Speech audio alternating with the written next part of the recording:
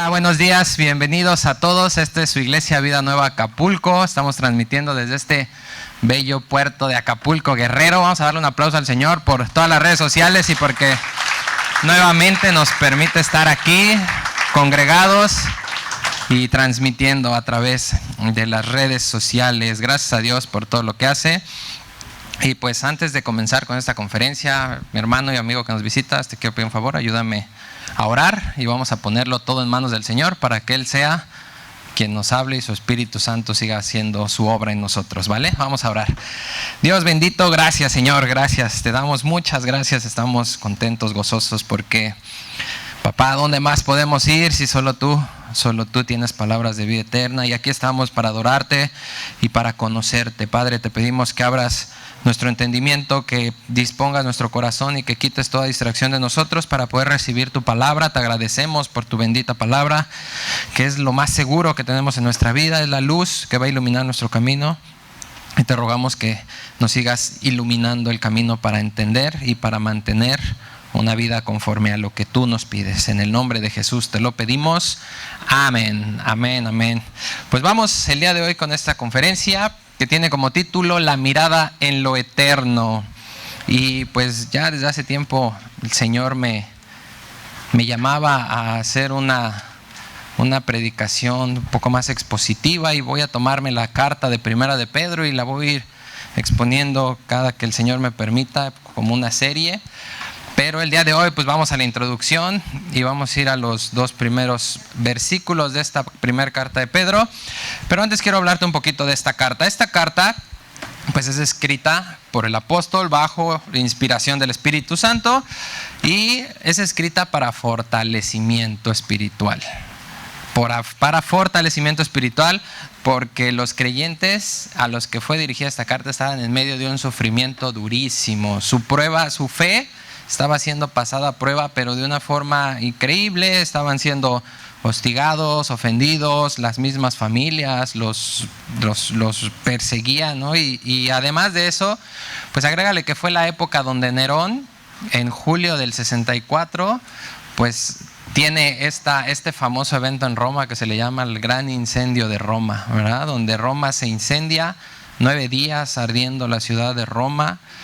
De inmediato los romanos pues voltean y apuntan hacia el emperador, ¿no? Dicen, no, pues fue él. ¿Por qué? Porque el emperador quería construir su gran palacio, se llamaba el Domus Aurea, y él quería construir su palacio, y para construir tenía que destruir, ¿no? Entonces pues por ahí, leyendo esto, leía por ahí una exposición que hicieron en la Gran Bretaña, precisamente de Nerón, ¿no? Poniéndolo como que no es tan malo como dicen, ¿no? O sea, una investigadora ahí de la Gran Bretaña hizo una exposición para tratar de justificar a Nerón, ¿no? Para decir que realmente él había sido algo bueno, que parte de lo bueno que hizo pues fue este gran domo. O sea, pues oye, como parte de lo bueno, ¿no? Imagínate que ahorita quemamos Acapulco para construir edificios, ¿no? O sea, pues qué onda, ¿no? No tiene nada de bueno. Va a haber trabajo, sí, pero ¿y todo lo que destruiste, quién lo olvida? O sea, no podemos tapar el sol con un dedo, ¿no? Pero bueno, empieza todo esto y se empieza a poner hostil el pueblo, ¿no? Hacia el emperador. ¿Y qué hizo el emperador? De inmediato agarró un chivito expiatorio y dijo, allá, los cristianos. Ellos fueron. Los cristianos fueron, desvía todo a los cristianos, y de inmediato se corre esta idea de que fueron los cristianos. ¿Por qué? Pues porque ya eran odiados los cristianos en esa época. Ya eran odiados. Número uno, los relacionaban con los judíos, y desde siempre el mundo no soporta a los judíos. ¿Por qué? Porque así Dios lo quiso, porque Dios los eligió. Y número dos, porque los consideraban una amenaza y algo hostil a su cultura, a su idolatría, a su religión. Entonces ya los odiaban. Y el emperador rápido voltea y dice, sí, ellos. ¿Y por qué se nublaron? Pues porque, ¿qué corre más rápido, hermanos y amigos que nos visitan? ¿Qué corre más rápido en el mundo? ¿Las cosas buenas o las cosas malas? Las malas. Porque nuestro corazón por naturaleza se inclina hacia lo malo. Entonces, aunque ellos se dieron cuenta realmente quién había sido, pues el corazón perverso y engañoso decide sacar la espina con quien ya la traía, ¿no? Con los cristianos. Y muchas veces tú y yo hemos hecho eso, ¿no? De pronto venimos bien enojados del trabajo y nos agarramos al hijo, nos agarramos a la esposa, contestamos a mamá, a papá.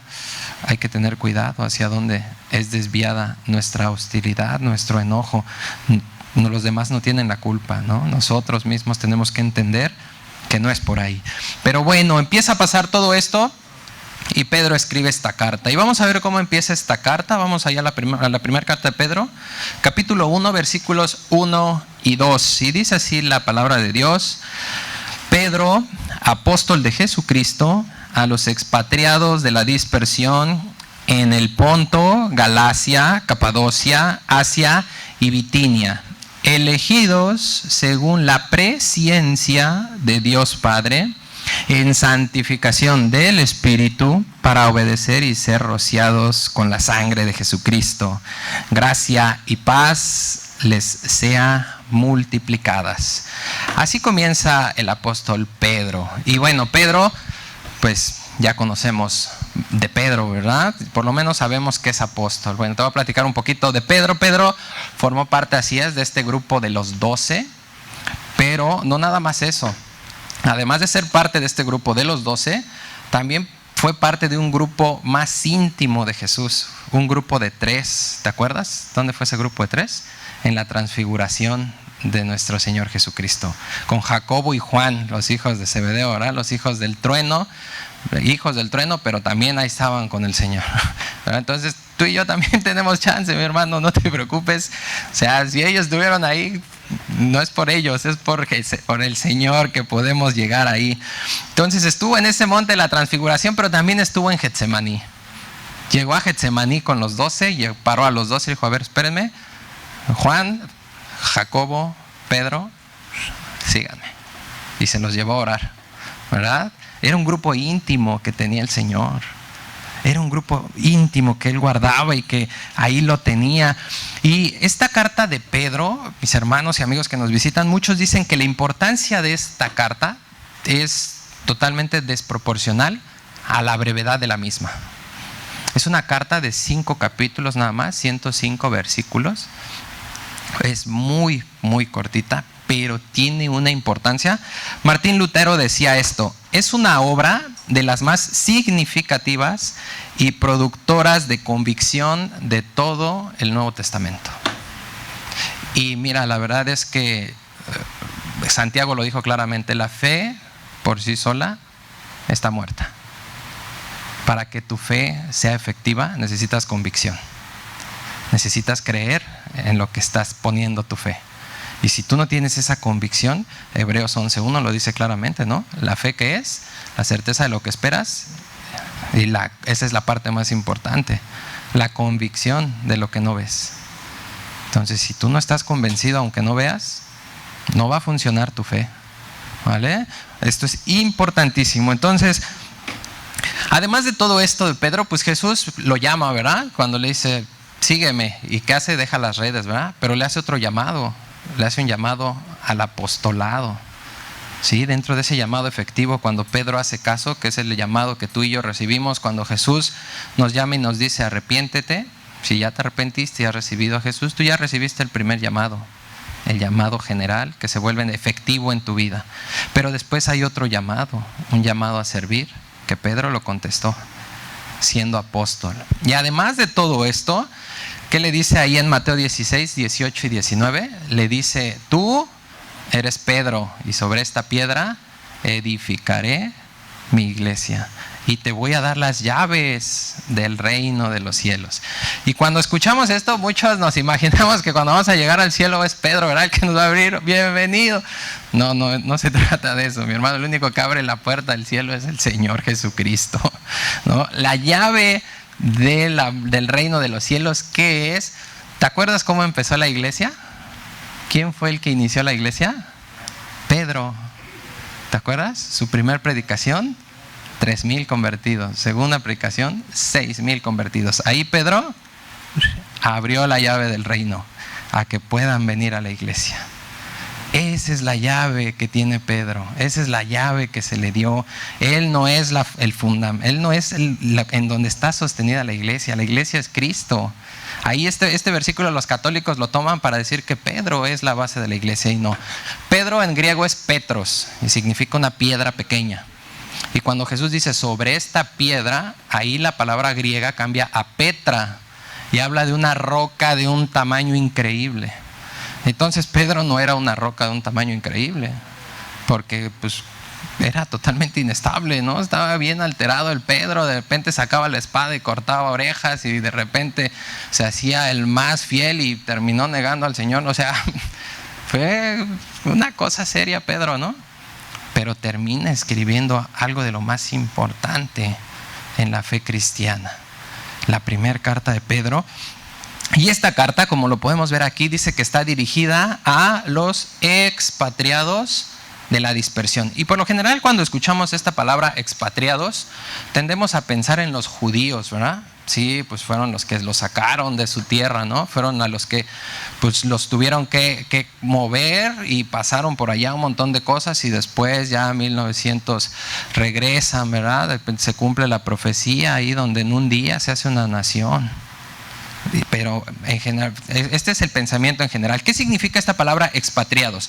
En griego es la palabra parepídemos, así como suena, y significa peregrino, extranjero, residente temporal y uno que vive entre personas que no son de los suyos. Esto significa la palabra extranjero. Mi hermano, cuando aquí dice Pedro a los expatriados, a los peregrinos, está haciendo alusión tanto a judíos como a gentiles. Hoy tú y yo somos considerados extranjeros y peregrinos. Entonces tú y yo estamos también ahí tomados en cuenta. No era nada más para la iglesia del primer siglo que sufrió esto. No era nada más para judíos, es tanto para allá como también hasta el día de hoy. ¿Vale? Entonces nosotros estamos metidos en estos gentiles. Ahora yo te quiero hacer una pregunta. ¿Sí realmente te has sentido como peregrino en esta tierra? ¿Realmente sientes que no encajas? ¿Te sientes sofocado? ¿Sientes que, o sea, ya no, esto no me llena, no es mi lugar? ¿Has sentido eso? Si sientes que el mundo te es cómodo, tenemos un problema. Si tú sientes que aquí en el mundo, amigo que nos estás visitando, que estás a todo dar, que tu dinero, que tu trabajo, que lo que tienes, es buenísimo, ¿no? Irme de fiesta, ¿no? Está padrísimo, ¿no? Porque no tiene nada malo, ¿no? Andar adulterando y fornicando con quien sea, drogarme, o sea, no tiene nada de malo. Pues déjame decirte que sí tiene mucho de malo. Porque número uno, la palabra de Dios dice claramente que todos somos malos. No hay uno solo bueno, Romanos 3. Que todos estamos destituidos de la gloria de Dios. Todos estamos enemistados con Dios. Eso es por lo cual nos sentimos contentos con el mundo. Eso es por lo cual, amigo que nos estás visitando, tú estás contento con el mundo porque estás separado de Dios. Y mucha gente dice, no, yo sí creo en Dios.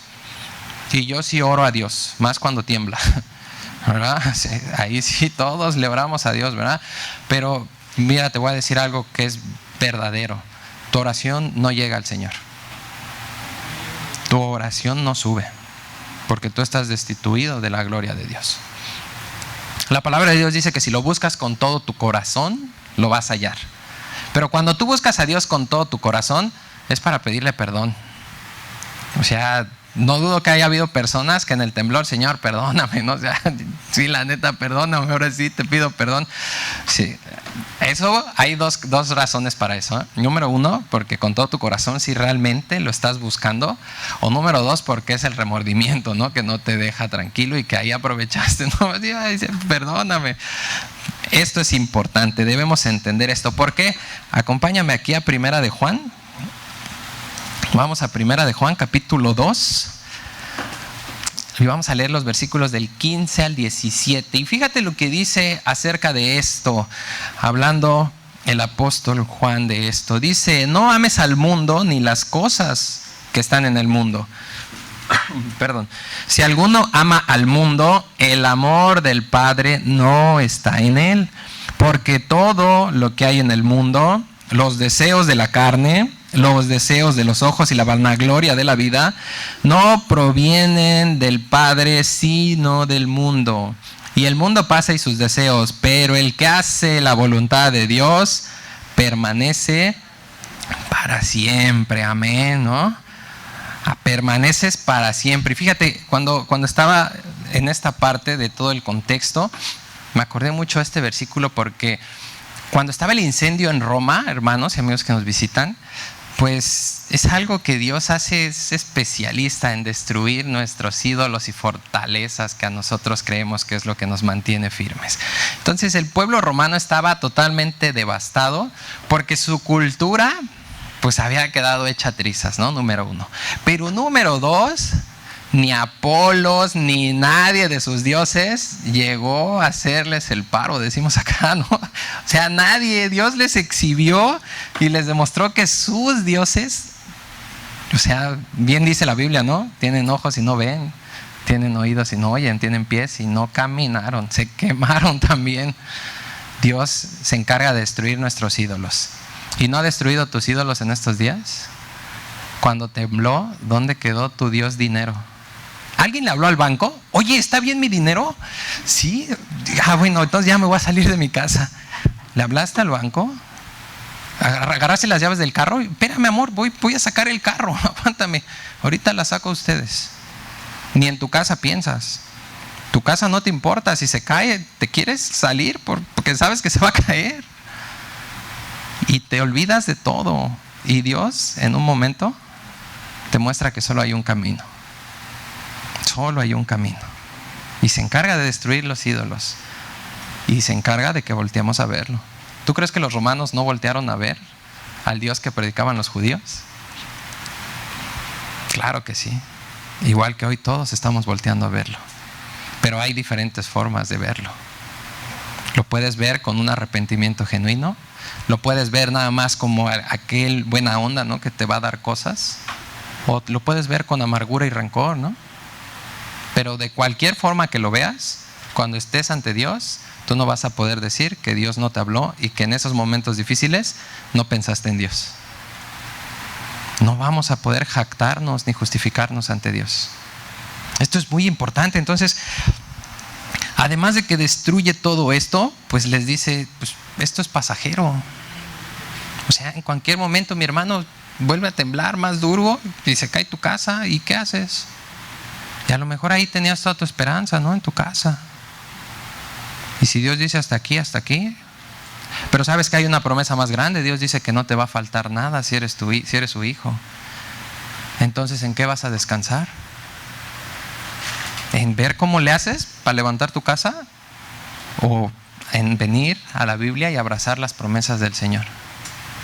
Esto es muy, muy importante. Por eso es que dice, los que hacen mi voluntad permanecen para siempre. Los peregrinos. Únicamente el peregrino es el que hace la voluntad de Dios. Es el único. Y es el que va a permanecer para siempre. Y sabes que tú y yo no vamos a permanecer para siempre por nuestros méritos, ni porque seas inteligente, ni porque seas bonito, no. Es simplemente por los méritos de Cristo en la cruz. Tú y yo no tenemos absolutamente nada. Nada. Escuchaba a Paul Washer decir una anécdota que un pequeño se le acercó y le dijo, Paul, tienes razón, lo único que necesitamos es a Cristo. Y Paul Washer le dice, no, lo único que tenemos es a Cristo. Cambia muchísimo. Es totalmente diferente. Es lo único que realmente tenemos en esta vida. Pero es lo que nos asegura a dónde vamos. Es lo que nos puede mantener quietos en todas estas adversidades. Es lo que nos va a fortalecer. Pero por eso Pedro escribe esta carta para fortalecer, pero también para convencer. Y no él, el Espíritu Santo es el que te va a convencer de que esto es verdadero. De que hoy estás aquí porque Dios planeó que estuvieras aquí. Y que hoy estás escuchando esto porque es el Espíritu Santo el que quiere hablarte para convencerte de que esto es verdad. Esto es sumamente importante. Hay una exhortación aquí bien importante que en Juan 17 también nuestro Señor Jesucristo nos lo dejó. Mira, acompáñame al Evangelio de Juan, al capítulo 17, y vamos a leer los versículos del 14 al 16. Y es la misma exhortación que se nos está haciendo, ¿sí? Pedro lo resume nada más como peregrinos. Con Juan ya vimos que si amas al mundo, pues el amor del Padre no está en ti, ¿no? Porque lo que hay en el mundo es del mundo, no es de Dios. Y nuestro Señor Jesucristo, en esta oración, de verdad que a mí, yo lo sigo diciendo, es la más hermosa. A mí me gusta muchísimo esta oración. Es una oración increíble donde ves a Jesús interactuar con Dios de una forma tan íntima. Y dentro de esta oración, ahí en los versículos 14 al 16, le dice al Padre lo siguiente: yo les he dado tu palabra y el mundo los aborreció porque no son del mundo, como tampoco yo soy del mundo. No ruego que los quites del mundo, sino que los guardes del mal. No son del mundo, como tampoco yo soy del mundo. O sea, 3 versículos para repetirte que no eres de este mundo. No eres de este mundo. No somos, no pertenecemos a este mundo.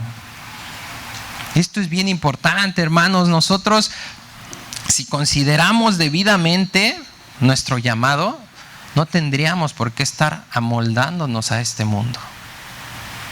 Nuestra esperanza no tendría que ser: ay, conozco a Dios para que me dé ahora sí el negocito que he estado esperando. Conozco a Dios para que ahora sí mi casa se agrietó y la pueda. Espérame. Número 1, el plan de Dios no es tu felicidad, ¿eh? ¿Se escucha duro? Sí, se escucha duro. Pero Jesús se lo dijo a sus discípulos. ¿Que a ustedes les ofende esta palabra? Cuando les dijo: dura palabra es oír esto. ¿Y qué le dijeron los discípulos? ¿A dónde iremos si solo tú tienes las palabras de vida eterna? Mi hermano, el objetivo de Dios no es tu felicidad. Todo lo hizo para su gloria. Y al ser Él glorificado, va implícita tu felicidad. Es diferente. Por eso dice la palabra de Dios: es buena la piedad acompañada de contentamiento. ¿Es bueno vivir como Dios lo pide? Pues claro que es bueno. Pero debes vivir acompañado de contentamiento. Que si Dios te dice aquí: todos los domingos congrégate, no dejes de congregarte como muchos tienen por costumbre, que tú lo hagas por contentamiento. Y que digas: Señor, hoy nada más tengo pues para ir, pero voy a ir. Que no estés esperando, que si la palabra de Dios dice vas a ser prosperado en todo, no estés esperando los millones, porque la palabra prosperar dice discernimiento para vivir en lo que estás actualmente. Esa es la prosperidad. Que puedas tomar decisiones correctas, que tengan tu vida segura. Otra vez regreso al temblor. ¿Qué fue lo que pensamos siempre cuando tiembla? Si tienes familia, tu familia, ¿verdad? Es lo primero que buscas. Si estás solo, pues tú buscas ponerte a salvo. ¿Qué es lo más valioso? La vida, igual para el Señor. Y esa es la prosperidad, que tu vida esté salva, que tu vida tenga el propósito que Dios quiere, no que te lleguen carretadas de dinero. Porque si mira, con lo que tenemos, nos cuesta trabajo estar aquí. Dios te da el melate y ya te vio, pero por allá perdido, no regresas de este lado. Entonces es importante que entendamos esto, que Dios tiene un propósito hermoso. Sí, pues sus pensamientos son de bien, para darte el fin que esperas. Aunque Él hizo todo para su gloria, vas a tener el fin que esperas. Y Dios conoce mucho mejor, hermanos y amigos que nos visitan, lo que tú quieres y lo que tú necesitas que lo que nosotros mismos nos conocemos. Esto es importante, debemos entender esto, que este llamado es el que Dios nos hace. ¿Y qué llamado tenemos? ¿Cuál es el llamado al que Dios nos llamó? A vida eterna, una vida eterna a su lado, a ser sus hijos. Es el llamado que Dios nos dio, a tener una ciudadanía en los cielos. Eso es lo que Dios quiere para ti. Que estés a su lado por la eternidad. Ahora te hago otra pregunta. ¿Valoras y piensas en esta vida eterna que Dios te ha dado? ¿Cómo pensamos esta vida eterna? Mira, muchos de nuestros problemas vienen porque tenemos la vida eterna en la dimensión equivocada. Cuando piensas en vida eterna, te ves chamaco para siempre, ¿verdad? O bien chamacona, y si te ves al espejo y dices, esto es pecado, ya el pecado que mora en mí se va a salir, ¿no? ¿Y cómo nos vemos? Jóvenes para siempre, ¿verdad? Que pasan los años y no envejecemos. ¿Sí te has visto así en la vida eterna? Yo creo que sí, todos hemos tenido ese panorama de la vida eterna. Bueno, mi hermano, el tiempo no habita en la eternidad. ¿Por qué? Porque la eternidad no cabe en el tiempo. Si tú estás pensando en vida eterna y muchos años sin morir, ya estamos mal. Porque en la vida eterna ya no va a haber años, ya no va a haber meses, ya no va a haber días. Es eterno, no hay ni principio ni fin. En nosotros sí hay un principio, pero ya no va a haber un fin. Ya no va a haber tiempo. Y entonces, como perdemos la dimensión real, la eternidad la queremos meter en la dimensión del tiempo, nos trae muchos problemas. ¿Cuál es el principal problema? Que queremos vivir y llevar esta vida eterna en las expectativas de un mundo pasajero y vano. Es un mundo corrompible, es un mundo que se está despedazando, que va a llegar a un fin, en donde Dios dice claramente que va a ser cielos nuevos y tierra nueva. Y tú estás queriendo meter en lo eterno en lo mortal. Es imposible que el mundo llene esa expectativa. El único que puede llenar esto es Cristo. Solo Cristo puede llenar esa vida eterna en nosotros, hermanos. No hay nadie más que pueda llenar esto en nuestra vida. Absolutamente nadie más. Y por eso es que nos afanamos, y por eso es que tengo un trabajo y me dan un sueldo y después al rato quiero más. Y ya me compré un carro y al rato, híjole, ya quiero el otro. Y ya me saqué un teléfono y al rato ya quiero el otro. Y todo el tiempo estamos con una insatisfacción. ¿Por qué? Porque queremos que el mundo nos llene esa necesidad eterna y es imposible. Es imposible. ¿En dónde vas a llenar esa necesidad eterna? Aquí. Aquí. En esta palabra que dice claramente, el cielo y la tierra van a pasar, pero mis palabras no pasarán. Y cuando tú vienes aquí y llenas tu vida eterna, puedes voltear allá y entender que es temporal. Y que lo que necesitas lo vas a tener. Mira, mi hermano, tú no necesitas estar todos los días en la mansión comiendo, o sea, todos los días en el Texas, ¿no? Con una hamburguesa y unas costillitas. No, esa no es necesidad. Un plato de arroz con frijoles, bien chido, con crema y queso fresco, se te hizo agua la boca, ¿a poco no? Y cuando te mencioné el Texas, te reíste porque ahorita no nos alcanza para ir al Texas. O sea, y cumplen la misma función, hasta mejor. Los frijoles tienen más propiedades nutritivas. Todas las leguminosas son aún más nutritivas que la carne. Es el diseño de Dios. La naturaleza es lo que complementa todo lo que necesitamos. Alimento no te va a faltar. Eso sí puedes tener por seguro, si lo crees. Porque si dudas, cuidado, ahí sí nos puede faltar. Es importante que veamos esto, que entendamos que lo que necesitas para esta vida pasajera es lo que vas a tener. Cuando te vas de viaje, ¿te llevas toda la casa? Te llevas nada más lo necesario, ¿verdad? ¿Y qué tal cuando, yo creo que a todos nos pasó más de chavos, que nos fuimos de viaje y el primer día nos gastamos todo? Y ya como pudimos con latitas de atún, sacamos los días que faltaban, ¿verdad? ¿Y te frustraste? Porque sabías que ibas y venías. Mi hermano, aquí también estamos de paso. Estamos de paso, es temporal en lo que estamos aquí. ¿Y cómo lo estás viviendo? ¿Con qué afán estás manteniendo tu vida eterna? Es importante que veamos esto, por eso el título es La mira en lo eterno. Es el título de esta conferencia.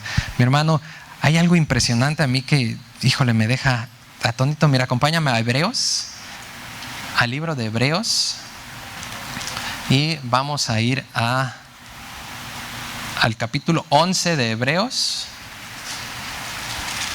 Ya me perdí, acá estamos. Al capítulo 11 y vamos al versículo 13. Perdón, versículo 13. Este pasaje de este capítulo, es muy conocido porque se le conoce como la galería de la fe. Todos los hombres de la fe están aquí escritos. Es increíble todo lo que pasaron. Pero fíjate lo que dice el capítulo 13 de todos los hombres de fe del Señor que están aquí mencionados de una forma especial en la Biblia. Versículo 13 de Hebreos 11 dice así: conforme a la fe murieron todos estos, sin haber recibido lo prometido, sino mirándolo de lejos y creyéndolo y saludándolo y confesando que eran extranjeros y peregrinos sobre la tierra.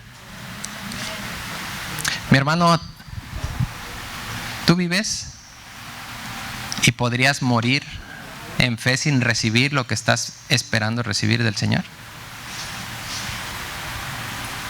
¿Podrías estar así de contento como todos estos hombres de fe? En este momento, si el Señor nos llamara, ¿recuerdas a Moisés? ¿Qué le dijo el Señor a Moisés? Después de 40 años en el desierto, después de tanto tiempo estar soportando a 3 millones de cabezones que lo querían linchar en todo momento. ¿Y qué le dijo a Moisés el Señor?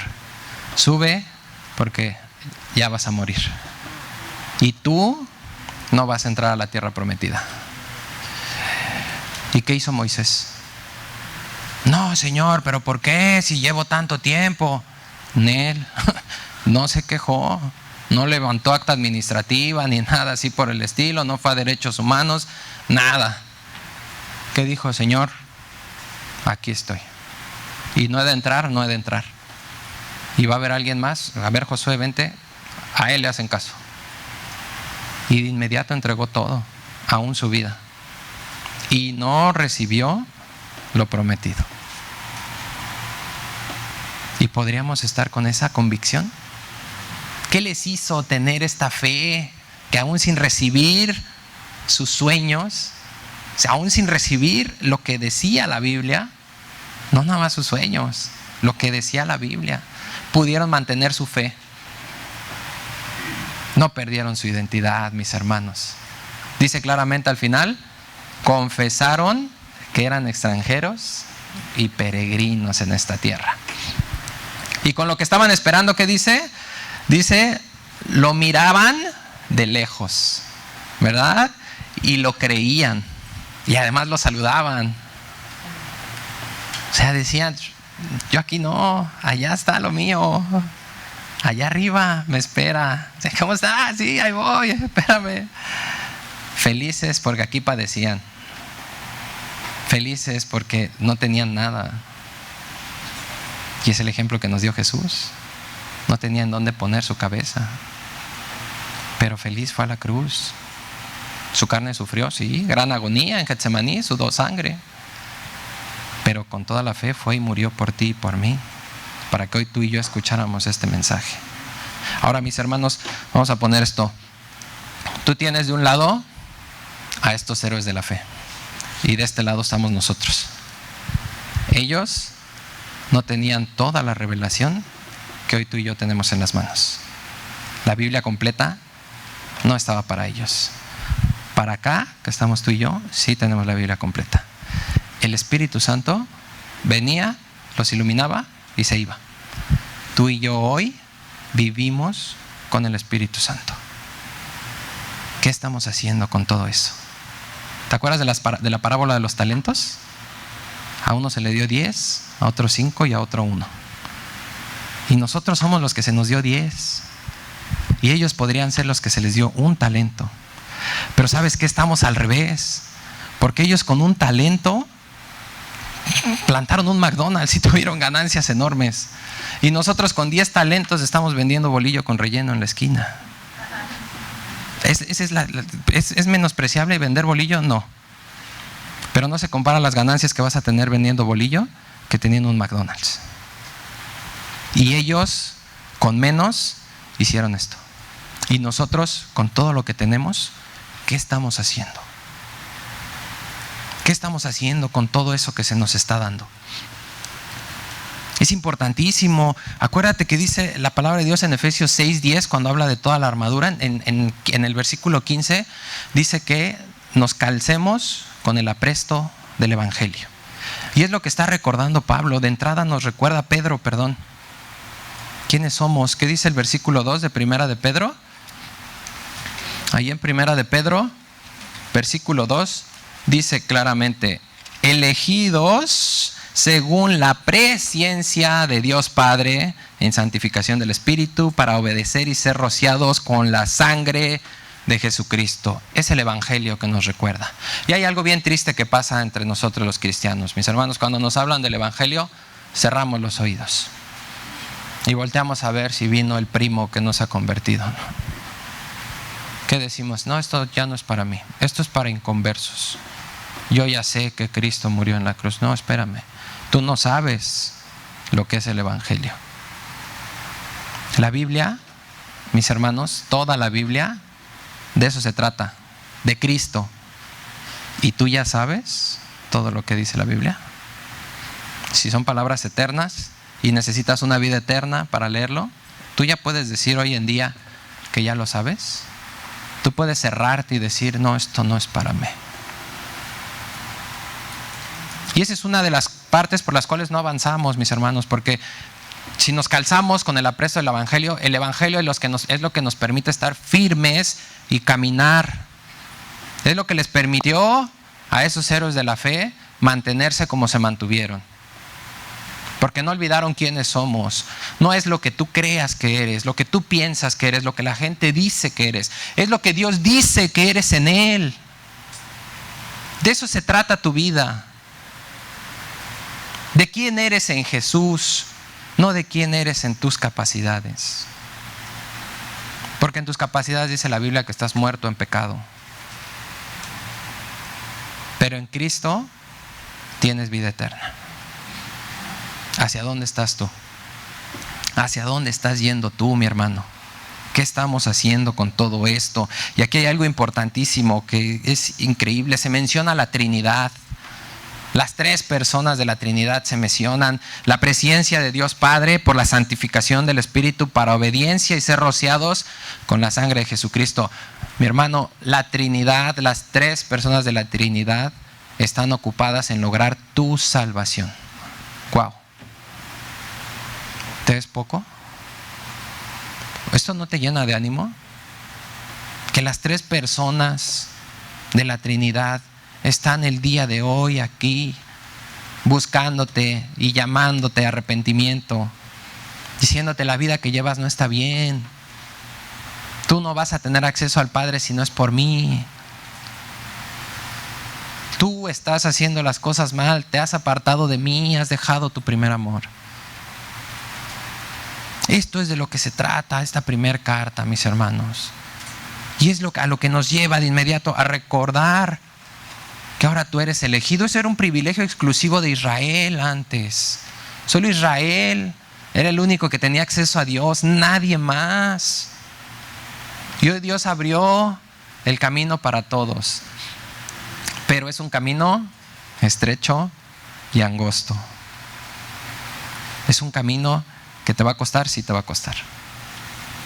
Pero te va a llevar a lo que nada en este mundo te puede llevar. A vida eterna, a gozo, a tu felicidad verdadera, a una vida estable. Lo dijo claramente Jesús: el que oye mis palabras y las hace, lo compararé al hombre sabio que edifica sobre la roca y viene la tempestad y él se mantiene firme. Una vida estable es lo que Dios te quiere dar. Sin importar lo que esté pasando, sin importar lo que estés viendo, sin importar todo lo que esté pasando en este mundo y la tierra se mueva y los volcanes hagan erupción y el mar se venga sobre nosotros, Jesús va a estar con nosotros hasta el fin del mundo.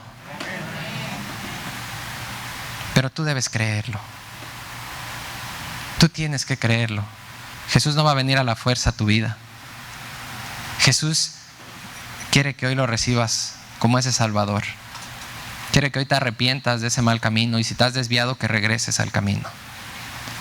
¿Para qué? No nada más para vida eterna. Dice claramente, para obedecer a Jesús. Jesús es Salvador, sí, pero también es Señor, Rey de reyes, Señor de señores. Es Dios por sobre todas las cosas. Y eso es con la mentalidad que debemos venir. No con la mentalidad de que pues es aquel al que le voy a pedir dinero para que pueda pagar la tanda, ¿no? ¿Lo ves así a Dios? ¿Lo buscas por lo que es o por lo que da? Mi hermano, una salvación verdadera siempre va a producir obediencia a Cristo. ¿Por qué? Porque te va a liberar de la esclavitud del pecado, y por tu propia voluntad vas a hacer la voluntad de Dios. Y hoy a esto nos llama esta carta. Mis hermanos, el día de hoy y desde ayer muchos huyeron del temblor, porque es el patrón que se repetía. 7 de septiembre y 19 de septiembre. Pero déjame decirte algo para terminar.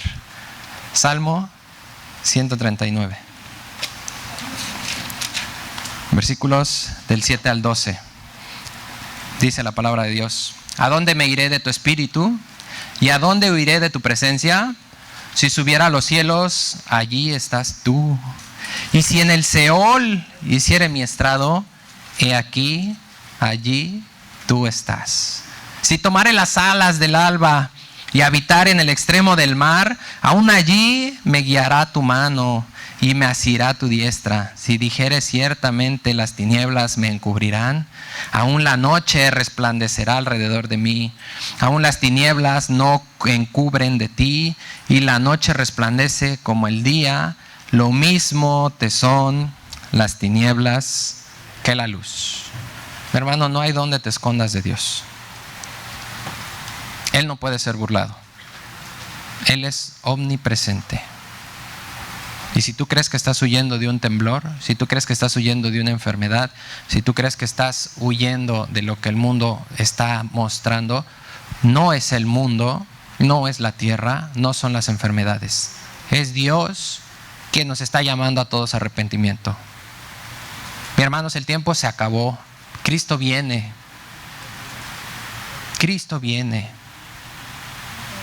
Es verdadero. Nos vamos a encontrar nuevamente con nuestro Señor. Pero te lo puedes encontrar de dos formas. Hoy te lo puedes encontrar como tu Salvador y tu Señor, o te lo puedes encontrar más adelante como tu juez. Hoy Dios te da la decisión. Hoy Dios te dice: toma tú la decisión. Yo quiero lo bueno para ti. Yo te amo de tal manera que aunque tú me odias y me desprecias, yo te elegí. Y no nada más te elegí, mandé a mi Hijo a morir en una cruz para que tus pecados sean perdonados, para que hoy me recibas, para que hoy te arrepientas, para que hoy permanezcas en mí. Hermano, ¿cuál es tu actitud el día de hoy? ¿Cómo vas a recibir esto? Vamos a orar.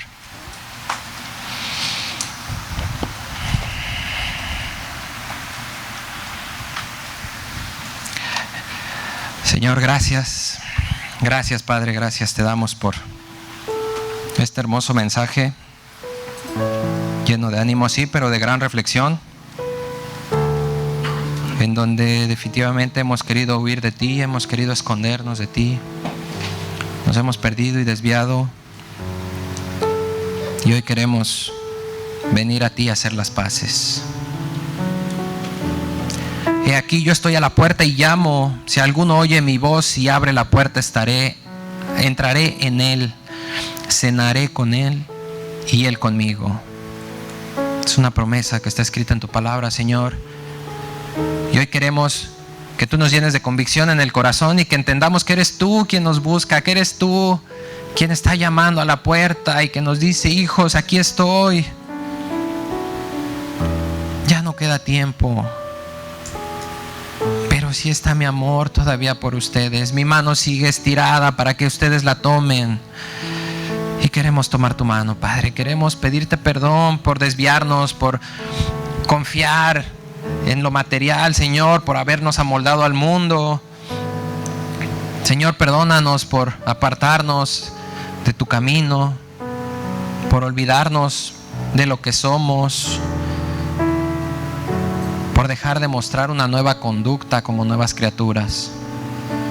Ayúdanos, Padre, a mantener esta fe que mantuvo a los héroes de la fe firmes, papá. Que sin importar lo que venga, que con contentamiento recibamos todo, sabiendo que tú estás ahí y que tú estarás ahí hoy y siempre. Límpianos de todo mal que hemos hecho y ayúdanos a enderezar el camino. Y si tú no conoces a Cristo, hoy no estás aquí por casualidad. Hoy no estás aquí por un plan humano. Hoy estás aquí porque Dios preparó hoy este día para que tú escucharas este mensaje. Y si hoy con todo tu corazón has reconocido tu vida en pecado, tu vida que está perdiéndose en un mundo pasajero, pero quieres venir a esta esperanza de vida, quieres poner tu mirada en lo eterno y ser parte de estos elegidos del Señor, hoy con todo tu corazón te invito a que hagas esta oración conmigo y le digas así: Señor, yo no sabía que todo lo que hay en este mundo no proviene de ti. Yo no sabía que lo que estaba haciendo estaba mal y me alejaba cada vez más de ti. Yo no sabía que estaba destituido de ti, de acercarme a ti. Pero hoy te pido perdón, hoy te ruego que me perdones, que me limpies de mis pecados y que cambies mi vida, que entres a mi corazón. Yo escucho que estás tocando la puerta y yo quiero abrir la puerta de mi corazón para que entres en él y yo pueda cenar contigo y tú conmigo. Señor, perdona mi vida, perdona mis pecados y te ruego que me concedas ese don de la vida eterna para obediencia a ti, para ser bañado por tu sangre y limpiado de mis pecados y poder caminar en obediencia y en la luz que eres tú. En el nombre de Cristo Jesús. Amén y amén. Amén, amén.